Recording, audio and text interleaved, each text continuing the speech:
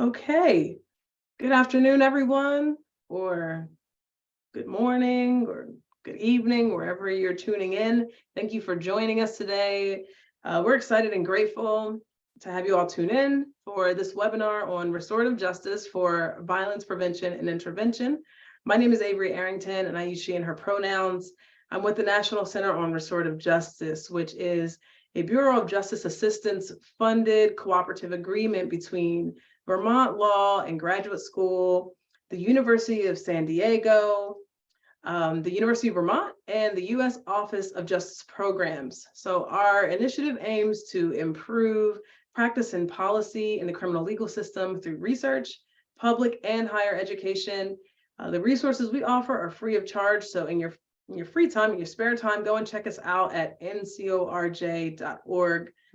Today's conversation, I'm super excited about, continues from last week in person, where some of these panelists presented at the Department of Justice sponsored conference on community-based violence intervention and prevention that was held in St. Louis. So it convened grantees from the U.S. Office of Justice Programs. It was a collaborative space to hear from folks participating in the federal initiative that seeks to prevent and reduce violent crime in communities.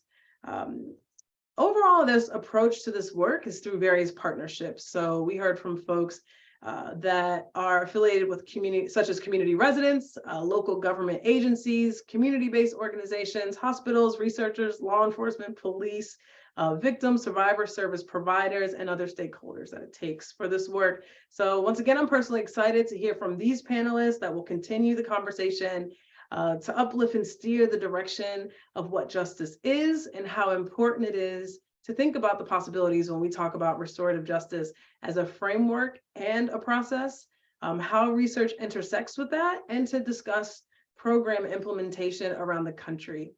I assume most of you tuning in today represents a wide range of experiences and backgrounds. So I'm excited to hear from you. We'll be taking questions at the end, so please engage us in the Q&A chat. Our hope is to leave time at the end to get all of the questions answered. If we cannot answer all of the questions, we'll figure out a way to respond at another time. Also, this is being recorded, so we can send this out to you with those responses. So as we begin, I would like to ground us in the basics of restorative justice and the context we're leading with today. I bet if I asked all, I don't know, 60 of you that is currently in here, or however many folks are joining us, what restorative justice is, we would get a bunch of different answers. So for the sake of this webinar, restorative justice is voluntary, it's not mandated, it embodies 4 key principles, which includes inclusive decision-making, active accountability, repairing harm, and rebuilding trust. So in restorative justice, we center the harm rather than the person who caused the harm. And more than any other process or system, harmed party voices and needs are centered first and foremost. Responsible party needs are also addressed, and this all presents an opportunity to engage and connect with the community in a different way. As we continue through, this creates a paradigm shift in response and action. So those who are harmed and are affected are directly involved in making decisions on what and how the repair can happen. And at the core of restorative justice is active listening and truth-telling. Being in community and relationships with one another also helps with that accountability. Part of the root of restorative justice is this continuous cycle and work that it takes to be in a relationship with yourself, with understanding, and then others around you. So we shift these questions from what rule or law was broken to what happened, who did it, to who was harmed, and who else was affected and in what way. We also shift our questions from how should they be punished to what do they need? Whose obligation is it to meet those needs or to do right by them? What are the causes? What is the appropriate process? So my time is up. I want to give us ample amount of time to hear from these wonderful panelists today. Each panelist you'll hear from, that will take about approximately 7 or 8 minutes or so, give or take. We'll weave questions. You'll hear things like questions that I gave to the folks about, like, what is restorative justice? How does it work in your area? What's the impact of restorative justice? Is there any evidence? What's been some of the challenges and how have you addressed them? As well as we want to hear, obviously, your explanation of restorative justice through personal stories and some concrete examples.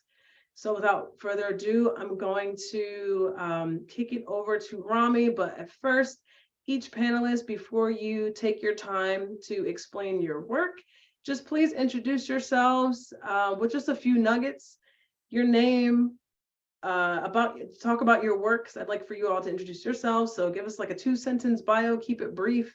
And then one word, I'll kick us off with a prompt. What's one word or breath to briefly describe what's bringing you joy in your life right now? I pretty much have done all the other nuggets. The last question I'll answer really quickly, what's bringing me joy. It's things like this. It's moments where people can connect.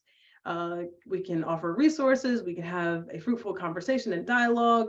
It's been an honor and a privilege to get to know each of these panelists. So I'm just super grateful to be in the space and to get to hear from them as well. So I'm going to kick it over to you, Rami. Great. Thank you, Avery. Hi, everyone. My name is Rami Al-Gharib. I am the Restorative Justice Program Manager at the Georgia Justice Project. So before getting into what the program is, our restorative justice program is called Restorative Justice Georgia. It's an mostly adult diversion program based in Atlanta, Georgia. We work with district attorneys around Metro Atlanta and Atlanta. Something I'm grateful for. Well, I'm grateful to be on this panel. Last week I said I was so grateful for my husband. That is still true. I'm grateful for my husband, who maybe isn't with us live, but I'm sure should be watching from home. So to get us started, at the Georgia Justice Project, we just started a brand new restorative justice program where we are taking cases of felony crimes for adults or for youth who are being tried as adults. And when I say felony, I mean really any kind of felony except for domestic violence, sexual assault, or murder. As mentioned, we're working with several district attorneys. So some district attorneys are more interested in doing armed robberies, others are more interested in property crimes. So there's a range there that we're working with. So also mentioning, this is a diversionary program. So as you can see from this chart, when harm occurs, the district attorney will send us the case. Obviously, this has to be approved by the survivor or the victim. The responsible party has to be assessed for accountability, responsibility, remorse, different things that I will go into a bit later. We do the process, and after the agreement is completed, then we will notify the district attorney that someone has successfully completed the process, and their charges will be either reduced from a felony to a misdemeanor or dismissed totally. So just a bit of a background as to why we've built our program the way we have. First point is that Georgia has the highest rate of correctional control, individuals under correctional control in the country. It is 4 times higher than the national average and 3 times higher than any other state in the Southeast. And what that does when you have a criminal record is that you won't be able to find a job most of the times. You won't be able to get housing. Resources become very little. So likeliness is people feel like they need to survive, and they start to feel like they need to do what they did again to get resources. And that's why we say, you know, people get stuck in the system because there are no resources for folks after they leave. And that's point number 1. Point number 2 is a district attorney came to me and said, Rami, I have a backlog of cases due to COVID. It's a revolving door of the same people coming into my office. And 3 is that when violence occurs, it's not contained. Usually it moves into families and communities and it spirals, and it becomes something a lot larger than it actually was. And so it's important for us to move into like a diversion restorative justice program. And third point is that Georgia's laws are very punitive. So If someone commits an armed robbery, they get sentenced to, it's a mandatory minimum of 10 years in prison. So if someone's 17 or 18, commits an armed robbery, they're out by the time they're 28 if there are no other alternatives. And so that's why we've built that as we've built this diversion program. I'm going to say a story about practice that I've done previously to illustrate how this will work. So back when I was in Colorado, I got a case where I'm going to give them two fake names for privacy and confidentiality, Jose and John. Jose was celebrating his birthday at a restaurant. He was turning 18. He is Hispanic. He was speaking to his friends and having a good time. They're speaking in Spanish. And John from another table starts yelling, "Go back to Mexico," and a lot of other problematic statements. What ends up happening is that this escalates and they both get out of the restaurant. And John ends up body slamming Jose, giving him a concussion, and then drives off in his truck, and then is eventually caught, arrested, and charged with a felony crime, a hate crime. And so when I received this case, I contacted Jose and I said, why do you want to do this? Tell me more about what happened. And he said, I want John to know what he did to me. I want my questions answered. I want to know why he said what he said. And I want him to learn from this. And then when speaking with John, there are three things that I look for when assessing if a responsible party or defendant is suitable for restorative justice. One is a willingness to take accountability. So someone doesn't necessarily have to be taking full accountability when they're referred to me, but as long as there's a willingness, I can work with that. Two is a willingness to show remorse. And three is a willingness to not do it again.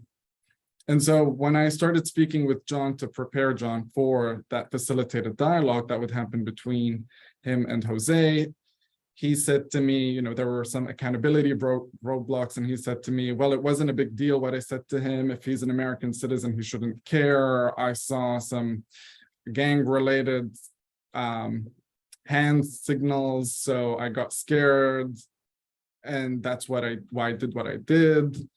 And I started working with John over several weeks to make sure that we don't do any victim blaming or shaming. There's full accountability. Eventually, when I saw that both parties were ready, I brought them into a facilitated dialogue. During that dialogue, Jose said to John, I want you to know what you did to me. Because of you, every time I see a truck, I feel like you're following me, and I get a panic attack every week. And if not every week, it's every 2 weeks. I dropped out of school midway through the school year because I felt like you knew where I went to school. And so I lost a lot of friends. I had to readjust all over.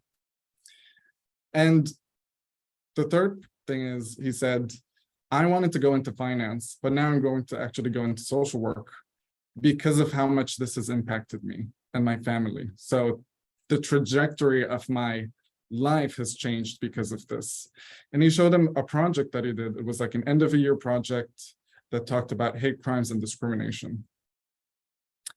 And that really clicked for John. He saw how much of an impact actions that he thought didn't have an impact had on someone else. When we choose to punish people through courts, sometimes in other ways, people don't really see the impacts that they have on others. So this was really important for John to see how he had changed someone's entire life. And so there were a lot of tears, a lot of emotions. Jose asked John if he would be willing to volunteer with him over 3 months with a local nonprofit that works with the Hispanic community at that area, and John accepted. And John successfully completed 3 months of volunteering, and they actually both at some point built a relationship and started taking the same truck to that nonprofit to volunteer. And so this is one of the many great stories of restorative justice, it's not always as impactful. It's really, people get what they want to get from it.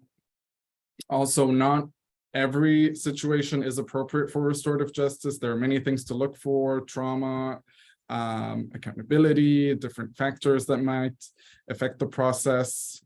And so that's just something to illustrate what a process is going to look like. In terms of challenges, practically speaking, when doing restorative justice facilitation, I see accountability roadblocks as the biggest challenge, where if you have a support person, like a young person's parents, a lot of the times they're going to say, you know, why does my child have to do this? If you're speaking to someone with their public defender, I've had a lot of times where a public defender may be like, well, why are you talking to my client, asking them these certain questions? And so there are many roadblocks that happen. In terms of programmatic challenges, when building a restorative justice program, I think the biggest challenge for me was that a lot of district attorneys like to have control over, you know, what cases go through, and it's very difficult for them when referring a case to an outside nonprofit. And, you know, just moving from a punitive to a more restorative approach can be very difficult when that is all people have known. And so I have worked with district attorneys on accepting confidentiality, different levels. What does that mean? And I would say my advice to everyone is, when working with system partners, make sure you understand where they're coming from, what mindset they have, just so you're able to work with them. You don't want to create barriers between you and system partners, because we need to work together to make a change. We can't start arguing with others, because they won't work with us, they won't refer cases to us, and we won't be able to best serve our communities. And so that is all I have for my program. And I will pass it on to Dr. Sejong Yang. Thank you, Rami. It was really great that I got to hear your story. And yeah, I will know we have a Q&A session, so we can have the time to ask more questions about the program in Georgia. But hi, I'm Sejong. I'm a postdoctoral researcher at the Restorative Justice Research Community at the University of Vermont. First, I just want to thank the National Center for the invitation, because I'm really excited and honored to be here with the wonderful panelists, Rami, Erica, and Lena and Vanessa. So yeah, to the question that Avery asked, so I find joy in worship, whether collectively or individually. For me, it's not like an habitual or religious way, but more in terms of connection and relationship and finding peace and joy. So I'll talk about restorative justice approach to address domestic violence cases. But I also wanted to start with sharing a little bit of journey to RJ. So I first learned about RJ when I joined the Center on Violence and Recovery, starting my PhD program at the Silver School of Social Work at NIU. So as I had seeking an alternative approach for domestic violence offenders in South Korea, RJ struck me as a feasible approach that really shifted my paradigm about response to violence and harm. And I also had an opportunity to participate in a peacemaking circle training, which is the basis for the intervention in the studies and Center on Violence and Recovery. So at that time, not only just as a researcher, but as a person, I experienced the healing power of the process of RJ, and really got persuaded that RJ could be more just, equitable, and effective approach to address domestic violence. So I will briefly talk about the studies on RJ to domestic violence at CVR. So before jumping into the study, I just want to provide the definition. So domestic violence is often interchangeably used with intimate partner violence, but is much broader in terms of including family violence, such as other child and parents, elder abuse, and sibling violence, even violence between roommates in some states. Next slide, please. Thank you. So to explain domestic violence, feminist theory focuses on the traditions of male dominance, sustaining inequities in the relationship, explaining that male partners use violence to control female partners in the context of heterosexual intimate partner violence. And social learning theory posits that violence is basically a learned behavior. So parents are, for example, influential figures. So individuals with child maltreatment or exposure to violence and family are more likely to be violence behavior as normal and acceptable and tend to replicate that. But these theories are not always explaining all of the cases of domestic violence. And I'm sure Dr. Elena will explain neurobiological theories and ACEs, but I will look forward to hearing more about it. But neurobiological research highlights impaired emotional regulation as a key risk factor for violent behavior. So adverse childhood experiences such as child abuse and neglect have a harmful impact on brain development and neuroendocrine system that the altered stress responsible biological regulatory system can lead to later violence behavior, which means we need more trauma-informed focused and really needs to address harm previously. Next slide, please. Thank you. So then we just have a moment to think about how we respond to domestic violence, given all the different ideologies. So the current criminal legal system has responded to domestic violence in a punitive way, mostly by separating victims from offenders. I'm using victim and offender language for those who are not familiar with the terms responsible parties and the person who has harm in RJ field. So such as through arrest, no contact order, and incarceration. But to respond to victims' desire for treatment programs for their partners or families, rather than arrest and incarceration, courts began referring offenders to better intervention programs where offenders were treated in groups in isolation from their victims. So more recent programs draw from cognitive behavior therapeutic principles or a mix of them with feminist components. However, studies that examine better intervention programs' effectiveness in preventing recidivism are still inconclusive. Next slide, please. So for some times, critics have argued that RJ is not applicable to the domestic violence context for many reasons, including victim safety and lack of attention to gender and racial inequalities. But Circles of Peace, which is a RJ peacemaking circle model, has shown promising results to address domestic violence crimes.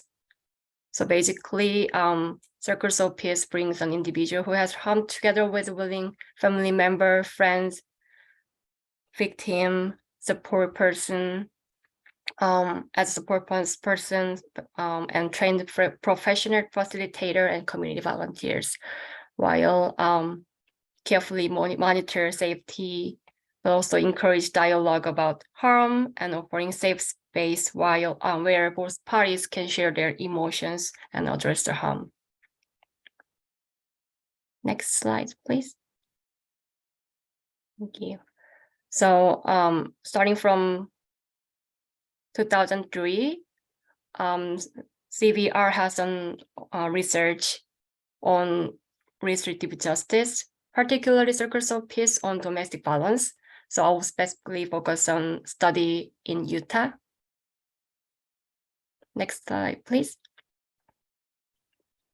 So in Salt Lake City, Utah, we randomly assigned eligible domestic violence offenders case of misdemeanor domestic violence cases.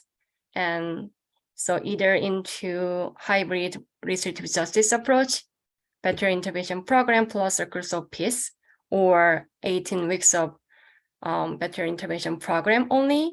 And then after 20 months, the recidivism of each group were compared.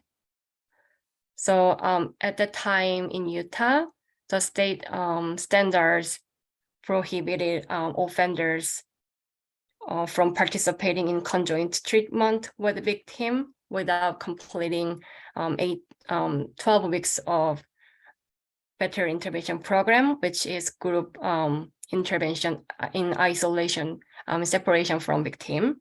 So for the hybrid restorative justice approach, we have 12 weeks of BIP plus 6 weeks of circles of peace. And for the BIP only group, they had 18 weeks of treatment sessions. Next slide, please. So from the perspective of harm reduction, as you see from the graphs, BIP plus circle, which is a hybrid restorative justice approach, results in significant reductions in new arrests and severity. So that was published in Nature in Human Behavior Journal 2019. So there are more detailed information and description of intervention at the time. So yeah, I think I'll find a way to share the article if possible, so that you can learn about more in detail. Yeah, and I will stop here, and I will turn it over to Erica. Thank you so much. Thank you all for having me on this panel. It's great to be with most of you in person last week. It really highlights, I'll say that's what gives me joy, is being in person with people. It's great to have this follow-up webinar, but there's kind of nothing like being with people to really get a sense of, you know, the bigger picture. So my name is Erica Sasson. I'm a facilitator, I'm a consultant, I'm an attorney. I've been working in the restorative justice field for over a decade now, maybe 13, 14 years. And right now I work on my own. I was at the Center for Justice Innovation, previously called the Center for Court Innovation, for 10 years, which gave me an amazing opportunity to kind of pursue my questions about restorative justice and how far it can go. And I guess, and since leaving there, I now work, I work for myself, but I work with different organizations that are looking to either create responsive programming. I'm working with an amazing organization in New York City that's trying to create a program in and around domestic violence. So thank you, Dr. Sejong, for that presentation. And working with an organization in Chicago, trying to create a peace and justice center. So I'm working with organizations that are trying to create responsive new programming using a restorative justice lens. And then kind of my other interest is in piloting really complex cases. So picking up on Rami's presentation about the cases that they're working on, you know, there's a good reason why you're not doing murder and sexual assault and domestic violence. And these are hard cases that I think we're still learning about. And one of the things that I've been working on kind of quietly in my little corner here in Brooklyn is how can we do those cases with care without bringing too much attention to them, and trying to understand what are the complexities involved, what do we need to be attuned to. So I'm facilitating those kinds of cases. And I am also designing programming. I did want to say that I'm working as a whole in everything from an entirely community-based intervention that has no coercive system impact whatsoever, all the way to working with with systems trying to either mitigate sentence or create an alternative to incarceration or an alternative to prosecution. And within the system space, I'm working everywhere from pre-charge, pre-arrest diversion, and all the way to sentence mitigation. So that kind of gives like a broad range of the types of impacts that the system has that I'm able to observe, and also to see what it's like when you're doing it completely within community and without any system involvement. And there are real pros and cons to every spot in that. And I'll highlight some of those in my presentation today.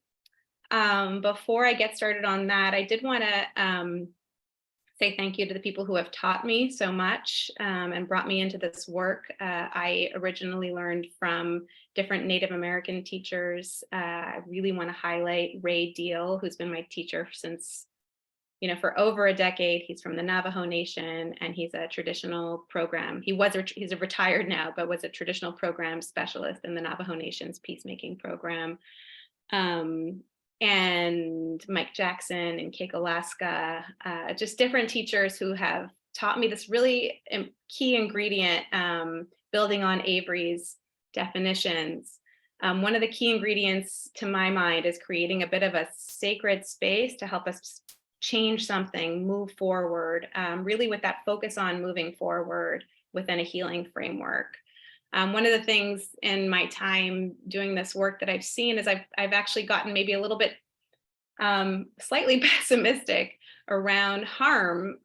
You can't go back, and people are victimized in ways. I think Rami's story really highlights how, what is that trauma that people are facing. I think it's really deep, and sometimes when you get closer and closer to people who are processing that level of harm, especially when it's then magnified by structural harms as well. So you have your interpersonal harm, and then you have the way that can kind of intersect with structural harms and racial harms and socioeconomic harms. And these traumas are so deep. And sometimes it's really, really hard to move forward.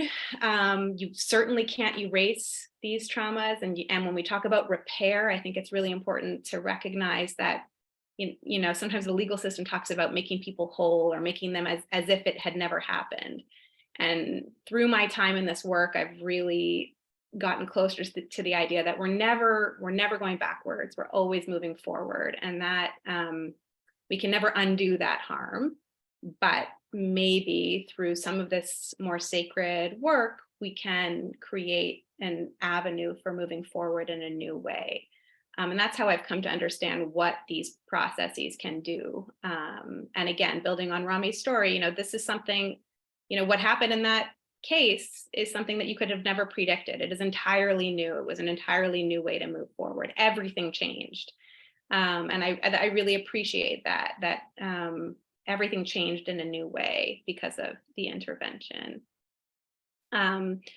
So I wanted to highlight that. I also want to say a little something about accountability. Something that's really hard about accountability is, in our current way of doing things, we don't really like to hold people accountable. It's just true. I don't think we hold our friends and our colleagues accountable. I think we talk a lot about it, and people say the words, I'm going to hold them accountable. I'm like, it's a really hard thing. And my getting closer to accountability for me means reducing the use of shame as much as humanly possible, and also reducing the amount that we're holding people accountable.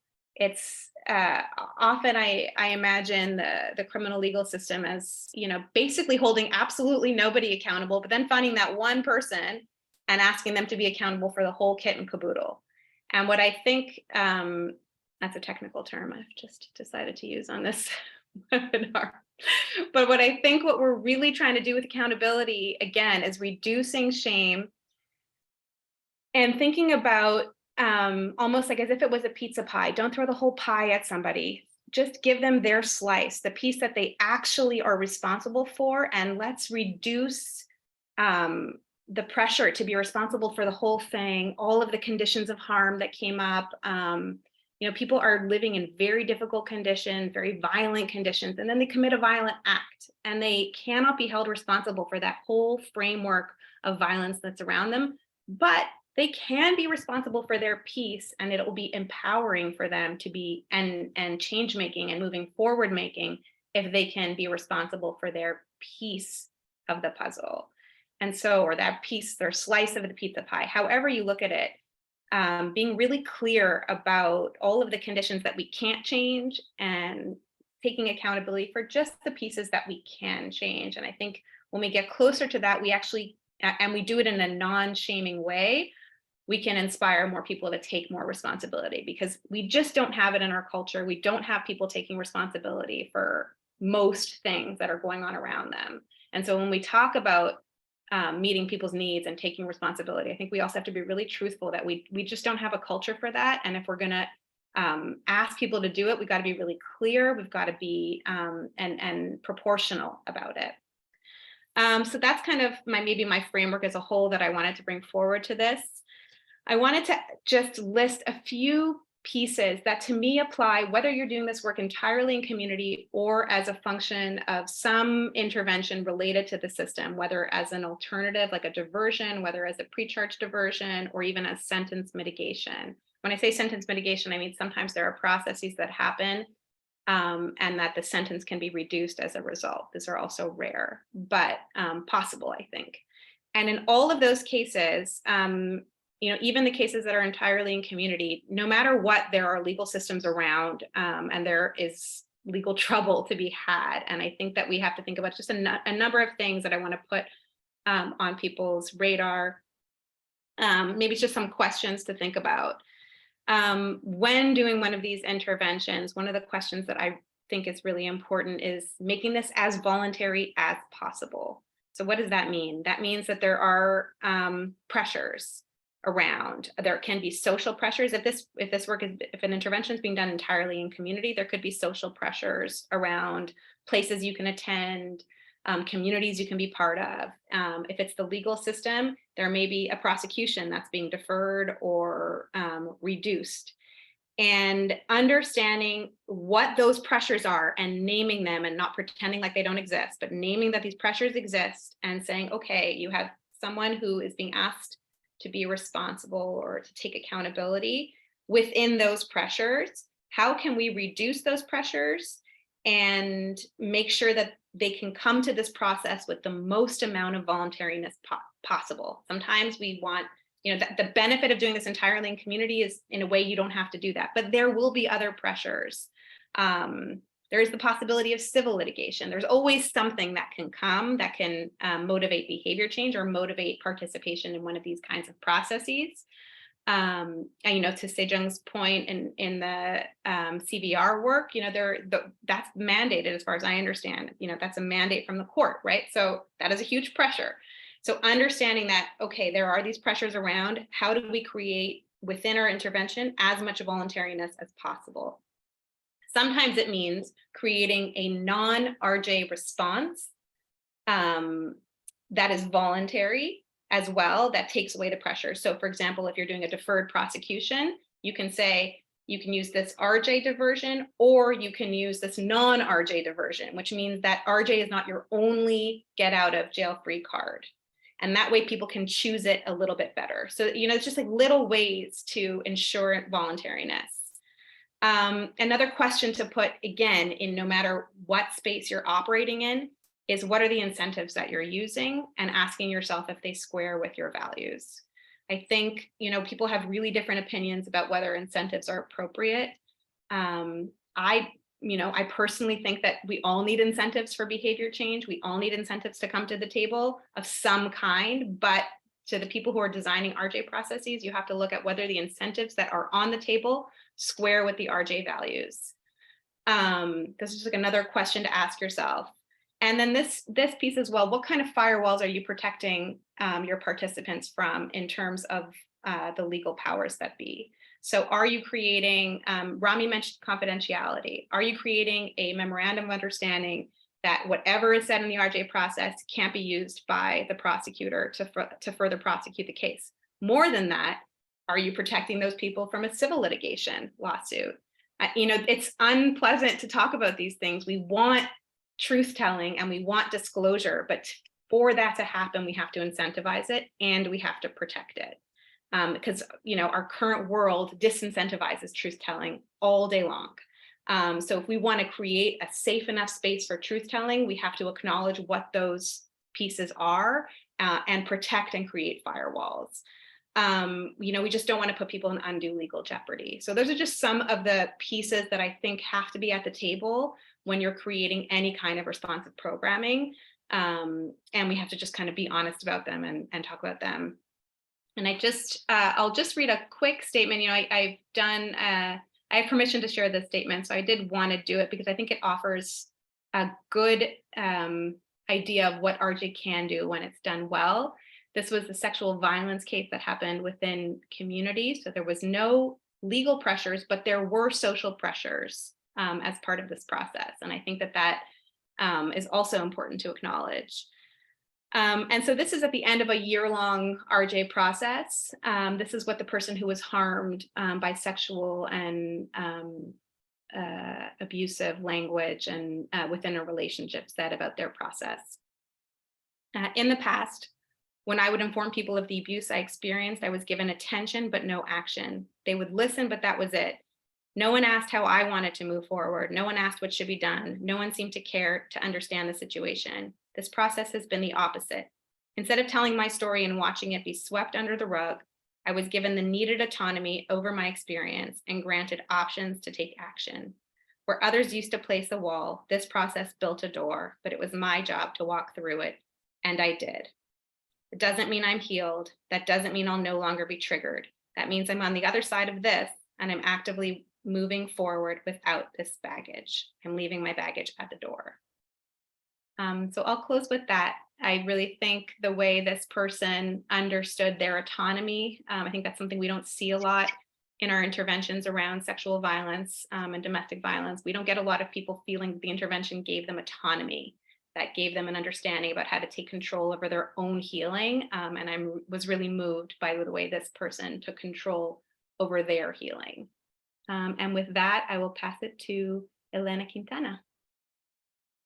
Hey everybody, I'm Elena Quintana and I'm from Adler University. I direct the Institute on Public Safety and Social Justice. At the beginning, Avery asked us to talk about what gives us joy, and I'm going to tell you, if you're tuning in still, you are giving me joy that you are this dedicated to restorative justice, and I'm super happy to have you here. So with that, I will give a little bit of a preamble. My slide deck is called We Heal in Community, because that's true. We do heal in community. And I have worked for a very long time, decades, like all of my adult life and probably some of my adolescence, around violence prevention. And I really work at the nexus of violence prevention, restorative justice, and something called the neurosciences. And the neurosciences stand for neurobiology, epigenetics, adverse childhood experiences, and resilience. It's a suite of sciences that go together that really address trauma as we know it. And so one of the things that I'm going to talk about a lot in restorative justice is really not just like knowing how to evaluate it, but also knowing how to understand about the design. And so one of the things I think is super important is that we're focusing on the right things. For example, when we talk about violence prevention, we tend to talk about just like events or even trends. We might look at like how many shootings there are or where people were shot. And I'm not saying those aren't important, but they are not as important as our mental models, our values, and our beliefs that undergird those events. Because what happens is if we do not address the mental models and our beliefs, then we still keep a pipeline going to keep recreating the problem of violence in community. I will give you an example. One of them is, like, for example, like I started by saying, we look at people like maybe the events like somebody who shoots or even where the shooting is happening. Very important to know with violence prevention. But if we really want to go deeper and we want to really understand the situations of the people that are most involved in as perpetrators or victims of violence, then we need to really look at our mental models. And that really goes to fully addressing racialized economic violence in this country, as well as extreme access to guns without protection. So those are some of the very basic issues that keep recreating the problems again and again and again. And you could start understanding how our mental models to protect gun access will continue to produce violence in community. So I'll just say that so that we know where we're starting in the right place, in a restorative place, when we're in right relationship with what's actually happening. So I'll go ahead and talk about a little bit about how the principles of restorative justice and trauma responsivity are related. So I stole this from these restorative solutions people in the UK. They have 5 principles of restorative justice that I think are good.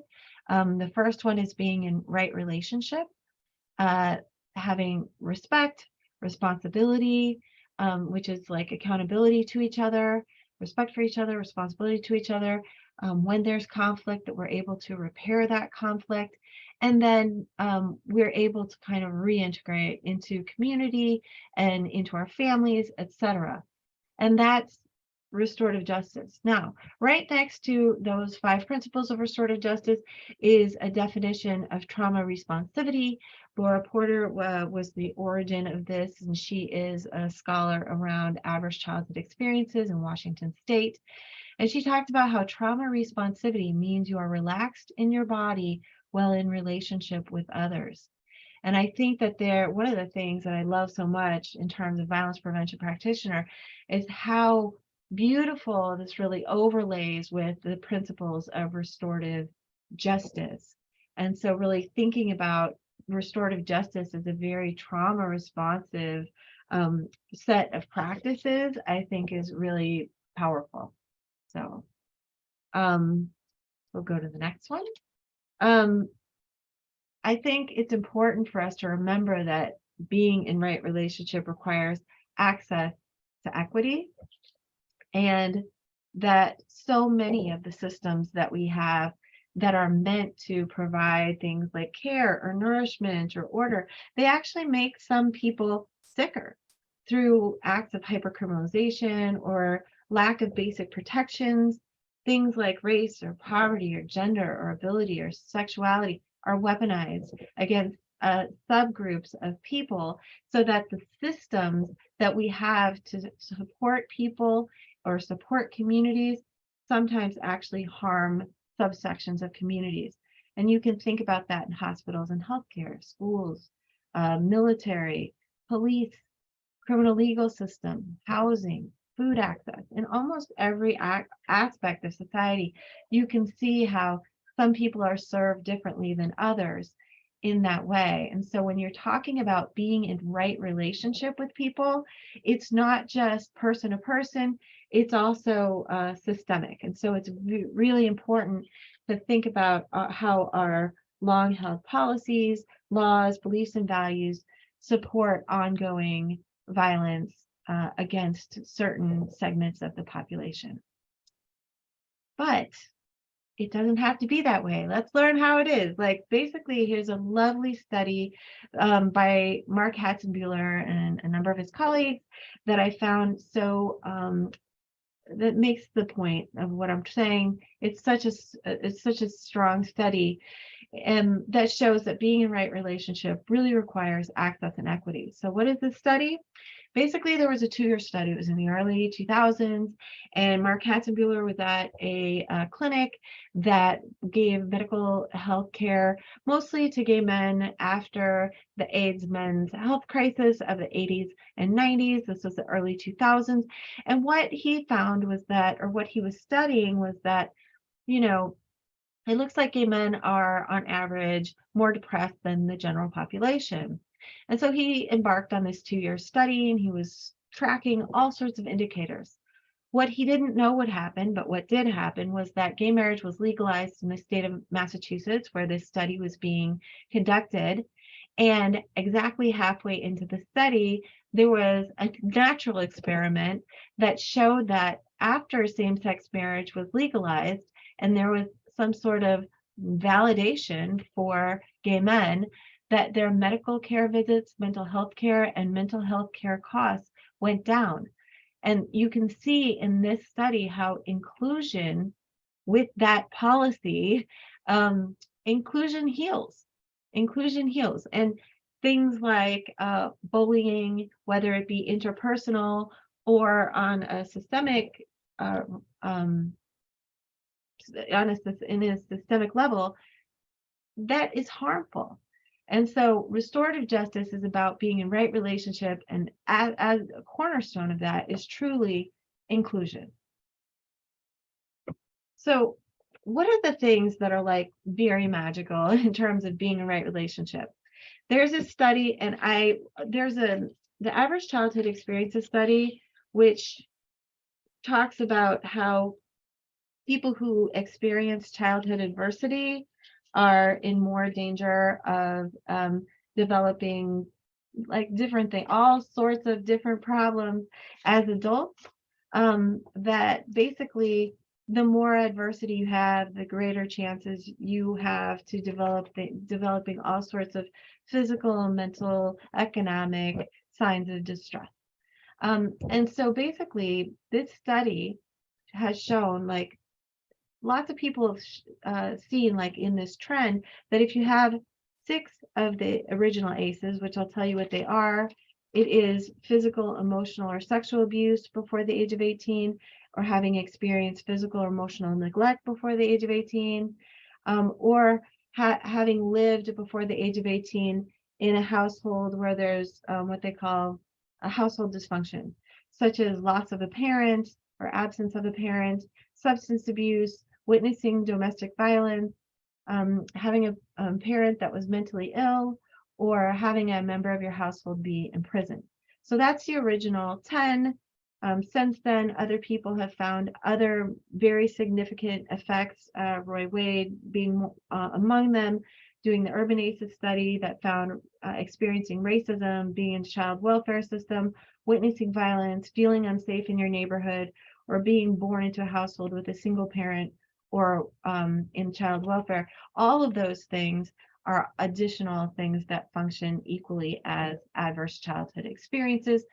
There's probably lots more. You can think about the things that are stressful to young people. So here they are. For people with 0 adverse childhood experiences, but they have also no help, they don't have at least 2 people who can help them in a state of crisis, guess what? They're more likely to be mentally ill. The greater number of ACEs they have, that's the slide on the left. You can see that for each of the bars, it's 0 ACEs on the left. The middle bar is people with 1 to 3 adverse childhood experiences, or on the right, people with 4 to 8 and no help have almost 40% symptoms of mental illness. Now, on the right-hand side, you'll see people who have help, people who are in right relationship with other people, who have at least 2 people who can give them help when they really need it. Look at how the symptoms of mental illness plummet. And they are actually, for people even with the highest level of ACEs, between 4 and 8 ACEs, it just the effects of having help in your life reverse the negative effects of adverse childhood experiences by just making them much lower. And you can see in the next slide how also having support and hope is also another piece of it's help that helps. There's different kinds of hope that helps. Having support and hope and being and having help, all of those things are about being in right relationship, and they're incredibly healing.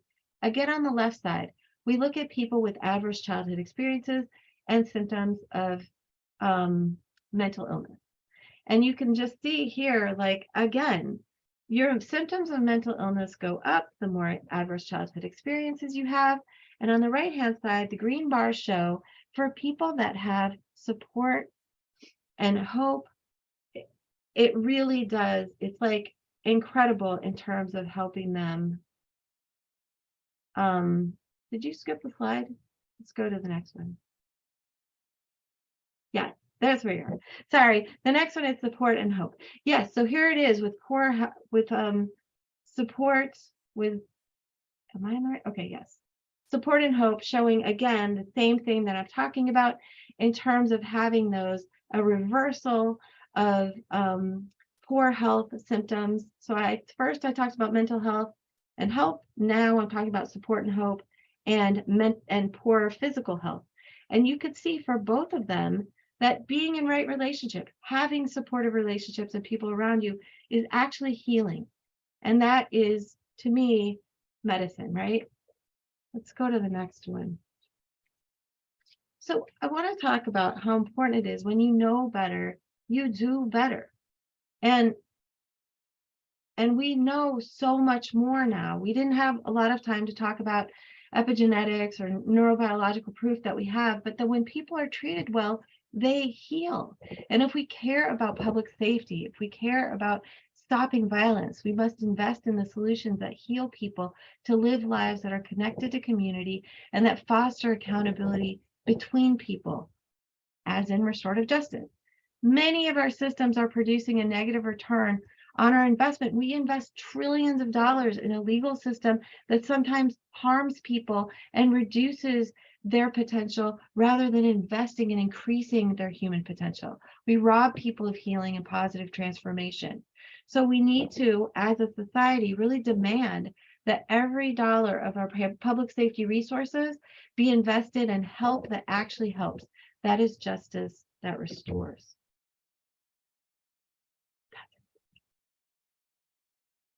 I will send it over to Vanessa, who has a number of lovely examples of justice that restores. Thank you, Elena. Hello, everyone. Thank you for sticking in there with us. I too will share Dr. Quintana's sentiment about the joy that comes that you guys are still staying around. In this age of digital connection, it's kind of hard to just embrace a computer screen or a phone screen for so long period of time. So again, thank you. Thank you for hanging out and sticking around and seeing what we're sharing with you is value added. My name is Vanessa Wesley. I am currently the Restorative Justice Coordinator in cahoots with Dr. Elena at IPSSJ for an amazing opportunity called Healing Beyond Harm, which utilizes the practice of restorative justice to create opportunities and safety for those who have committed harm and those who have been harmed. You've heard from my colleagues before, from the research aspect to the systemic aspect of how we process and move along this journey with people who cause harm for other people, and other language victims and offenders. But at the end of all of that, and the process of all of that, it is something that was gifted to us by phrase that was gifted to us at the conference, that the relationship is the real work. Everything that we do, everything that we are called to do. When I was a police officer for 30 years, my approach or my response was to the breakdown of relationships between other people, be it directly or indirectly. So I really appreciate this time to just kind of share and kind of hopefully connect the dots that Erica and Rami Sejong have and Elena has put before you. A lot of different moving pieces, but there is a connectivity. As I shared, I am a retired police officer from the Chicago Police Department for 30 years. And that is, where I platform this work into restorative justice. I tell everyone that I did not find restorative justice found me. It was out of necessity during a time of tragedy, not just here in Chicago, but throughout our country, where my industry, my part of the criminal legal system was beginning to implode with one tragedy after another, where deaths at the hands of police action were really becoming mainstream conversation. And to what Will Smith said, that a lot of this is not true. It's just that we have better technology and the cameras are new. I'm sorry, this is not new, but the cameras are. So we have it coming through our living rooms and on our radios and on our social media platforms, which created a system, or I'm gonna say system, a nationwide traumatic impact on people who never really even connected themselves with law enforcement. They didn't have to. So during this time, it was when most police departments were at that breaking point, or at the tipping point, as one of our newscasters has said here, of where do we go next? Crime is still crime, situations are still happening, yet all the efforts that we thought worked before, as an arrest and incarceration, were not working. Nothing was changing. And we were at that point where now what do we do? This was particularly important for community policing, for the Chicago Police Department and the community of youth. That was the community that we were really impacting the most, or we were stopping the most, or most of our interactions. Our young people, youngins, I always say, but our young people and our emerging adults were actually the ones that we were having the most contact with, not 40, 50-year-olds, but our 15 to 25, 27-year-olds. And the reality was is that we weren't making a difference. Our relationship with community had been severely eroded because of tragedy. Trust and legitimacy was at an all-time low. And that's when we realized that with all of the policing strategy and new technology, things were not changing, and they will not change until we go back to what was the original work, which is the relationships that we had in community. This required an agency that my size, and at the time, and I think we still are, we were the second largest police department in the country with the largest budget. But with all of that, we did not have relationship with the community that we were serving. So the charge or the assignment to fix it, and I'll leave it like that, came at a time where we didn't know how, or we didn't have the tools. I had someone tell me, if all you have is a hammer, all you see are nails. But we realized that this problem, or this challenge that's set before, was more than just nails. There were nails and screws and hooks and everything that we have not been prepared for. Our experience developed into this amazing evolving opportunity called Bridging the Divide.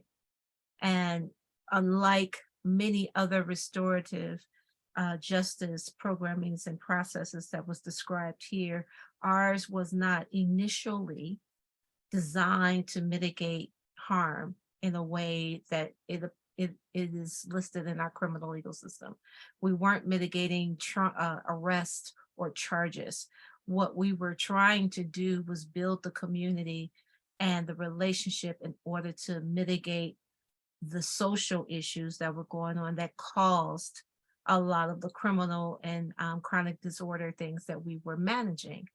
And that's, in some instances, most folks would say, well, no, we can't do that, or that's not important, or, we need to respond to the calls. We need to get the bad guy. We need to incarcerate the bad guy so the communities will be safe.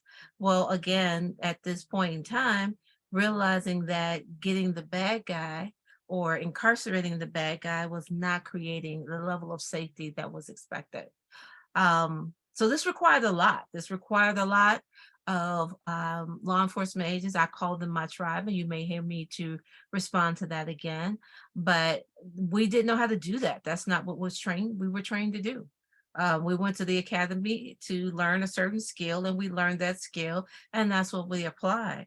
But when you have to recreate or recalibrate um, how you get to successes without tools, it can be quite frustrating.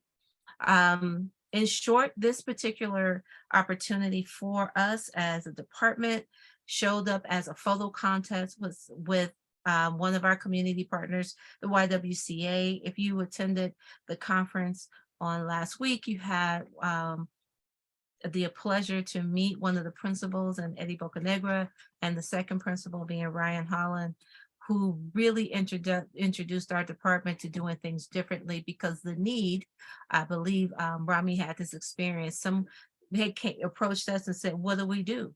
We have to do something different. When he was approached by the state's attorney, we were approached by a community partner. And it was that community partner that we began to co-develop this process called Bridging the Divide, which required the healing work of a restorative process of circle keeping. It required the inclusion process and co-creation of what is called the World Cafe, which is a public participatory dialogue, one of many. And then it required shared power. That means the voices of young people that were included in this program had to step in to the arena of public safety, be respected, be heard, and funded in order to make decisions or create or have their voices included in the decision making, or how not just the police department, but all those connected with communities can create a value or a space of safety for them. This led us into understanding that with working with young people, that we have to move away quickly from doing things to and for the community of youth to doing things with them.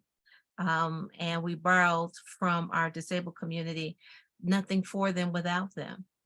So we were able to co-create processes using the tenets of restorative justice, the safety of a peace circle, and the safety of being able to be vulnerable with adults and young people in order to change the way a lot of the safety strategies were created in not so safe neighborhoods. Again, going back to why all this began. It was because there was an erosion of relationship with law enforcement and the communities that we served. It was time for a change, and any of you all who have been at any precipice of change in any way, is that it usually starts with an implosion. Something breaks down, and when that something breaks down, either we repair it or we replace it. And then our I would say in our industry of law enforcement, we have to allow some things to fall totally apart to rebuild what is needful and necessary. So out of that, and we can go through checklists and we can provide numbers. We went through a process, and this was not an easy process because we had to prove concept, those of us who believed in it, to not only the community to get the validation and the trust that we so desperately seek in order to create safer communities, but we had to be change agents within.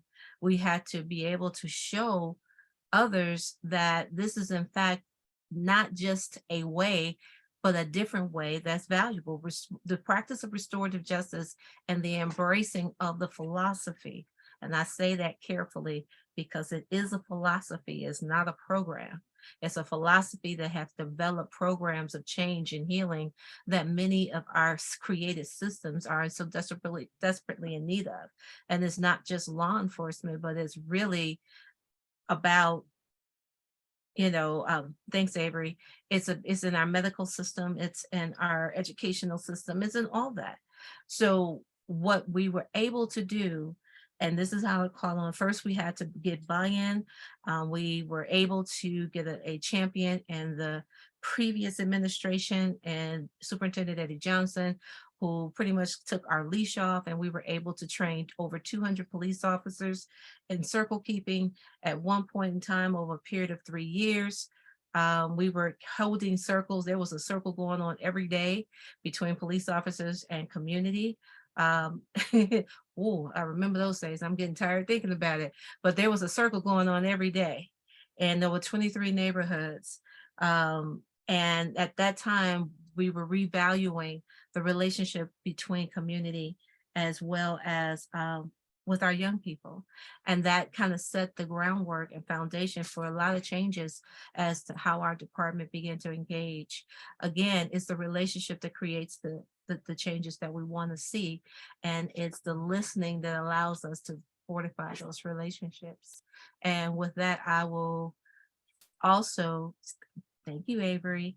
My new position, and boy, Elena's gonna kick me for this one because I always get to this part and ready to conclude.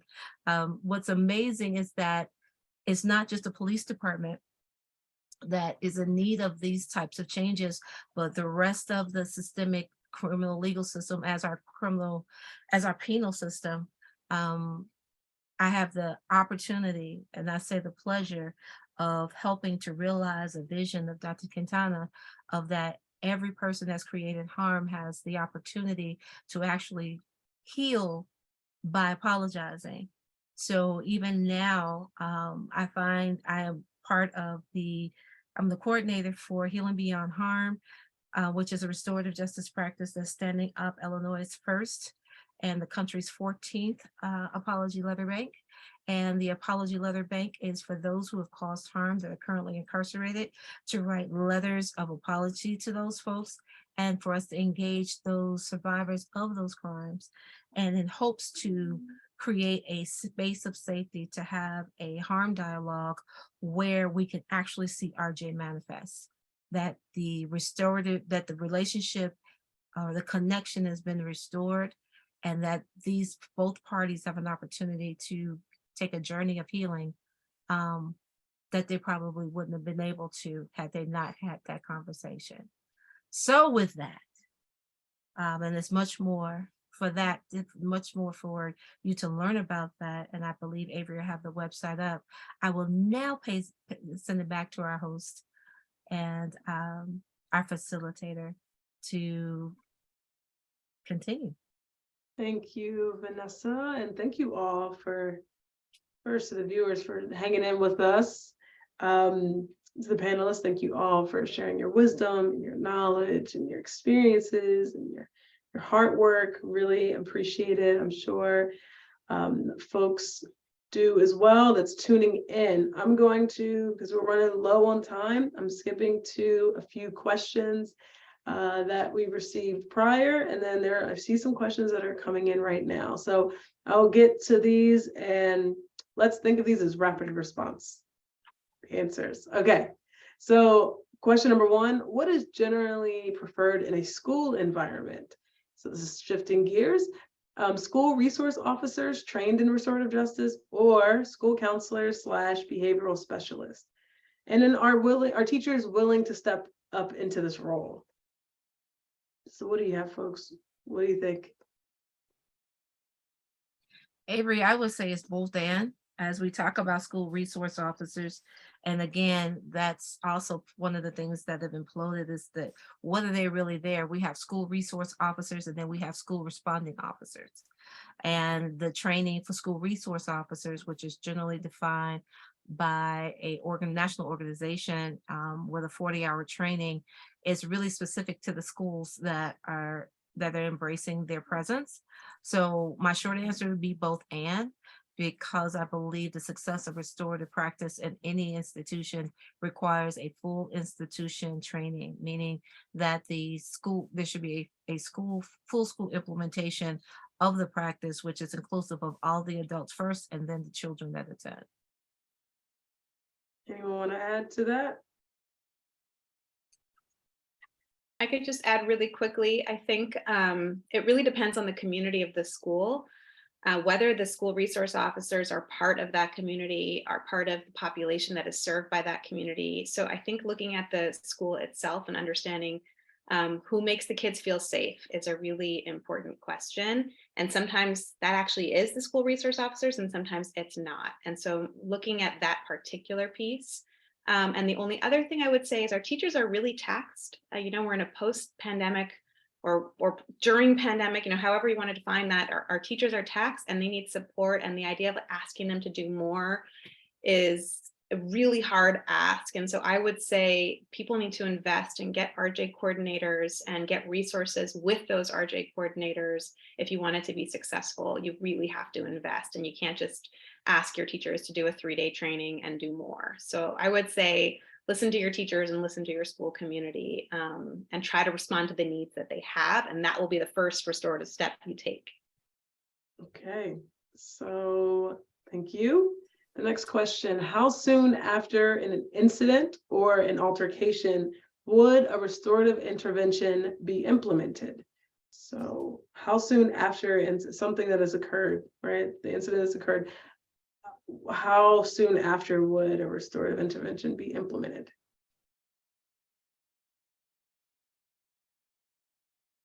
I can say something real quick, but I want to let somebody else speak too. So again, depends on the type of harm. Depends if somebody has died as a result of the harm. At that point, sometimes it takes a long time to first grieve. I've done a few homicide cases, and those cases take a long time. And I think it's okay to take the time. I think that the best restorative intervention happens in a reflective space, and that's usually after you de-escalate. So it's not quite right away. But that's when you're being reactive. Obviously, you're always also being proactive, and building something as well. So it depends how you frame the question, but I would say people should take their time, and make sure people are in a reflective space. Awesome, thank you. I'm gonna keep rolling with these. Do you find the circle process to be more effective in preventing violence or responding to it? You find the process, yeah. For both. Sorry, Carly, go ahead. No, go ahead. Good, Alita. I think it can be used for both. I mean, whenever people are not in right relationship, the circle is one restorative justice practice that can be utilized to get back into right relationship, or to get into right relationship for the first time with people. So I think in both instances it can be used. Thank you, awesome. Anything else to add, anyone? Okay, let's keep it rolling here. So this is another school question. Can peer-to-peer practices be used effectively in a middle school or high school setting? That's going back to what you alluded to, Erica. But can peer-to-peer practice be effective? I mean, if we're doing the rapid, I feel like we're on a game show, but yes, definitely use peer-to-peer practice. We have more time. Peer-to-peer practice is great. And I was part of a project that ran for 3 years in schools, and the best moments in our schools, in this kind of RJ implementation in these schools with very high suspension rates, the best moments were when people on our team would walk by and see kids holding their own circles. So I would say empowering kids to know how to run this themselves is great. And so yes, short answer, yes. I'll pass it to you, Vanessa. Absolutely, because you know that the seeds that are planted is how they, how you planted them, how they germinate. Again, that is in response to a full school implementation of the practice. When young people see adults acting restoratively with one another, then their natural gravitation is, so well, I want to resolve problems in the same manner. So I would say definitely, once the school and the atmosphere adopts this culture, then in order to sustain the culture, you have to begin to train, for lack of language, young people to continue to walk in that it isn't always facilitated by adults. I've had teachers as young as kindergarten share with me when they were in conflict that they will run to them and say, Ms. Johnson or Ms. Smith, where are the talking pieces? We have a problem, we need a circle. So it's really about how intentional that you want to infuse the culture into the schools. Awesome, thank you very much. Another question I have for panelists, and this is coming from me. What is one thing you suggest that our attendees can do to get involved in this work? If you had, some practical advice, what are you giving folks, that want to start out or just to get involved? What would you tell folks? I would say my advice would be find a mentor or someone who's done this work for a while and is experienced. I know when I was first starting in restorative justice, I had a mentor and still do have a mentor now, years after doing this work, because it's always important to learn from others. It's always important to pick up advice and tips and whatever you can learn from someone who has done the work for a long time or has a different perspective than you. So that would be my advice. Thank you. And then Sejong, Fiang. Yeah, I think this for researchers or practitioners who are interested in also research. So I think at the end of the slide, we included the website rjresearch.org. This is Restorative Justice Research Community website. So it launched last year, 2022, to foster restorative justice researchers and also closing the gap between research and RJ practice. So I think if you click the link and just reach out to us, then we can provide the resources and to be connected. Thank you. And I have Erica. I would say find some, I'd say two things: find some colleagues to do this work with and get to know them really well, and let them get to know you really well, so that you have people who understand you and your stories and you understand them, and you also understand each other's biases. And I don't just mean racial or socioeconomic or kind of biases, but also just biases towards behavior or people who you relate to, just kind of understanding. This is incredibly emotionally intuitive work. So if you want to facilitate and you're looking to try to start facilitating this kind of work, you have to develop your emotional intuition. And that means, again, working with people that you know and trust and who you're comfortable taking feedback from. And it also means getting a wide variety of learning and training. So you can't just do a 3-day training and start this work necessarily. I would say you want to be trained maybe in circle practice, but you also want to be trained in storytelling and in native peacemaking. And you want to kind of have a wide, and in your own culture, find out what your own culture has to offer and your own history and your own storytelling, and bring all of that to bear. And I think that'll help be a good facilitator. I would just add to this conversation that I think when we think about this work, we're like facilitator, researcher, system actor, right? But this movement is so expansive, right? Like you might not end up being a facilitator, but there's program managers, there's support staff, like there's a way to be connected to this work without being sports reference, the person with the ball in your hand, right? So there's a way to support this work in different capacities. So don't limit yourself thinking you can only facilitate and so forth. I think what's key is to understand that restorative justice is a philosophy. It's not one practice. It's a philosophy that we belong to each other, and we all do better when we do right by each other. And when you see through that lens, you're doing the work. Awesome. Well, folks, that concludes this time together in our webinar. We really appreciate for you sticking with us and tuning in. These panelists had so much to offer. If there's more questions, feel free to reach out. Here's some contact information for all of these folks that you just heard from. Also, don't forget, I think there'll definitely be an evaluation. We want to hear from you in terms of feedback from this webinar. We'd also like to hear more topic ideas. I think this topic came out of just hearing from folks wanting to learn more about this work in different capacities, but also just needs. So there's needs for more conversation that need to happen. So feel free to fill out that feedback and reach out to us if you have any questions. Once again, thank you so much. Please take care.